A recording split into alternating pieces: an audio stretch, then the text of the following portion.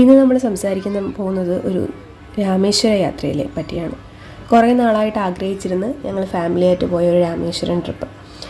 നമ്മൾ ആദ്യം എത്തിയത് മധുരയിലാണ്. മധുരയിൽ ഇറങ്ങിയിട്ട് അവിടെ നിന്നാണ് രാമേശ്വരം ട്രെയിനിൽ പോയത്.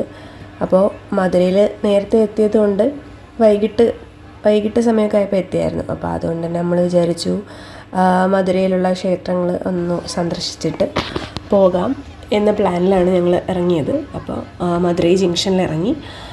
അവിടെ നിന്ന് ആദ്യം അവിടുത്തെ ഒരു പ്രധാന ക്ഷേത്രത്തിലാണ് പോയത്. അവിടെ അടുത്ത് തന്നെയുള്ള ക്ഷേത്രത്തിൽ ഞങ്ങൾ ഓട്ടോ വിളിച്ചാണ് പോയത്.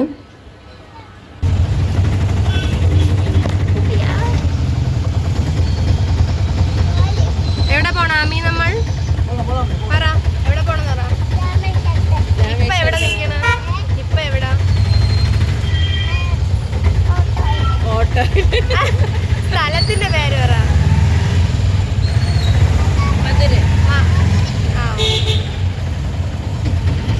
അതെ, ആമിക്കുഞ്ഞും പറഞ്ഞ പോലെ ഞങ്ങൾ മധുരയിലാണ്.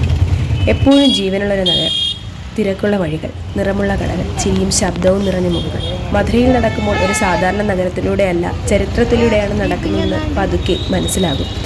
ഓരോ വഴിയിലും ഓരോ കഥ പറയുന്ന പോലെ ഈ നഗരം നമ്മളെ സ്വന്തം ആളുകളായി സ്വീകരിക്കുന്നു. ആദ്യം ഞങ്ങൾ അവിടെ അടുത്തുള്ളൊരു അമ്പലത്തിലാണ് പോയത്. ഭയങ്കര മനോഹരമായ ഒരു വിഗ്രഹമായിരുന്നു അവിടെ ഉണ്ടായിരുന്ന മഹാവിഷ്ണുവിൻ്റെ. അത് കഴിഞ്ഞ് അവിടെ നിന്ന് ഇറങ്ങി ഞങ്ങൾ മധുര മീനാക്ഷി ക്ഷേത്രത്തിലാണ് എത്തിയത്. അവിടെയും വലിയ തിരക്കില്ലായിരുന്നു. ഞങ്ങൾ അവിടെയും മനോഹരമായ ശില്പങ്ങളും, എത്ര മനോഹരമാണോ ഞാൻ ചിന്തിക്കാറുണ്ട്. അവിടുത്തെ ശില്പികളെന്ത് കഴിവുള്ളവരാണോ ഞാൻ ചിന്തിക്കാറുണ്ട്. ഏത് അമ്പലത്തില്? എവിടെ ഉള്ള അമ്പലം പറ.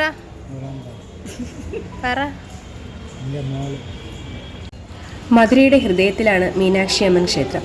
ദ്രാവിഡ ശില്പകലയുടെ ജീവനുള്ള അത്ഭുതം. നിറമേറിയ ഗോപുരങ്ങൾ, സൂക്ഷ്മമായി തീർത്ത ശില്പങ്ങൾ, ഓരോ കോണിലും ഒളിച്ചിരിക്കുന്ന നൂറുകണക്കിന് കഥകൾ. മീനാക്ഷി അമ്മയും സുന്ദരേശ്വരനും ഒരുമിച്ച് ആരാധിക്കപ്പെടുന്ന ഈ ക്ഷേത്രം ശക്തിയുടെയും സ്നേഹത്തിൻ്റെയും സമത്വത്തിൻ്റെയും പ്രതീകമാണ്. ഇവിടെ പ്രാർത്ഥന വെറും ആചാരമല്ല, അതൊരാഘോഷമാണ്. മന്ത്രങ്ങളുടെ ശബ്ദവും മണികളുടെ നാദവും വിളക്കുകളുടെ പ്രകാശവും എല്ലാം ചേർന്ന് മനസ്സിനെ നിറയ്ക്കുന്നു. അവിടുത്തെ പ്രസാദവും വളരെ വളരെ ടേസ്റ്റ് ഉള്ളതാണ്. ഞങ്ങൾ അവിടെ നിന്ന് പ്രസാദമൊക്കെ കഴിച്ച് വീഡിയോ ഹായ് പറ.